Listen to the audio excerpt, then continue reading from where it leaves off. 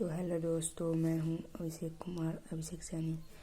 ये उत्तक चैप्टर उत्तक जीव विज्ञान 9th क्लास का चैप्टर 2 है। उत्तक यानी कि चैप्टर 2 में हम उत्तक में पढ़ाने जा रहे हैं क्वेश्चन टू आंसर। ठीक है, इसमें हम पढ़ेंगे कि कैसे क्वेश्चन आंसर का हल किया जाए। तो ये क्या है उत्तक। उत्तक किसे कहते हैं? समान उत्पत्ति तथा समान कार्य को संपादित करने वाले कोशिकाओं के समूह को उत्तक कहते हैं। ठीक है, यहाँ से चिन्ह पढ़ लेंगे। समान कार्य संपादित करने वाले कोशिकाओं के समूह को उत्तक कहते हैं। ठीक है, फिर हम कहेंगे कि पादप उत्तक कितने प्रकार के होते हैं। ठीक है, पादप उत्तक निम्नलिखित 2 प्रकार के होते हैं। कौन कौन? विभज्योतकी उत्तक और स्थायी उत्तक। अगर कोई पूछा जाए कि पादप उत्तक कितने प्रकार के होते हैं, पादप उत्तक 2 प्रकार के होते हैं, विभज्योतकी उत्तक और स्थायी उत्तक। ठीक है, पादप उत्तक के अंतर्गत विभज्योतकी उत्तक में आए हैं तो देखें कि विभज्योतकी उत्तक के 3 भाग होते हैं, पार्श्व और अनपार्श्व, शीर्षस्थ, पार्श्व और अंतर्वेशी।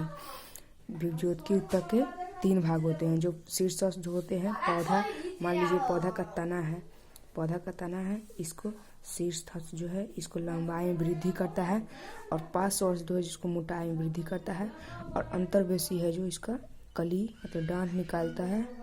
ठीक है, इसका कली निकालने में सहायता प्रदान करता है, इसलिए इसका विभज्योतकी उत्तक का स्थान यहाँ 3 भाग होता है इसका।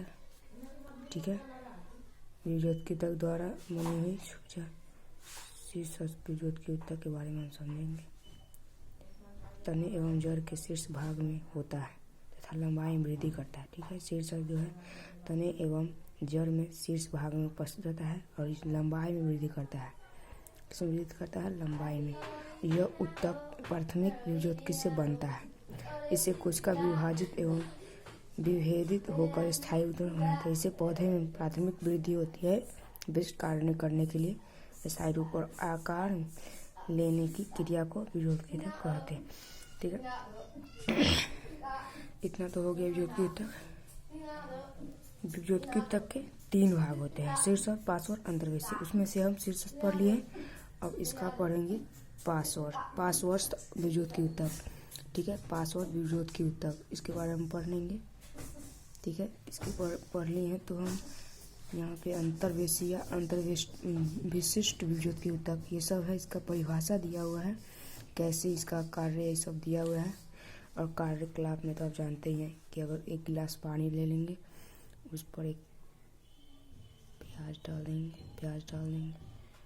प्याज डालने के बाद अगर आप प्याज डाल देंगे तो उसका नीचे का जो होगा दिखेगा, काट कर रखिएगा ना तो वो धीरे धीरे अपने बढ़ते चला जाएगा। ठीक है, प्याज के मूल में वृद्धि, ये मूल में वृद्धि होता है। स्थायी उत्तक विभज्योतकी उत्तक के प्रकार है। स्थायी और जटिल उत्तक।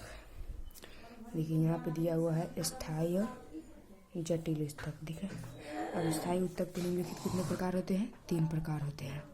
ठीक है, मृदु उत्तक या पैरेन्काइमा, स्थूलकोण उत्तक या कोलेनकाइमा, दृढ़ उत्तक या स्क्लेरेन्काइमा।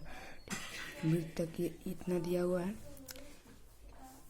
इसको हम क्लोरेन्काइमा कहेंगे, और इसको हम स्टेरेन या वायुत्तक कहेंगे, और इसको स्थूलकोण या। ठीक है, इतना तो हम समझ गए।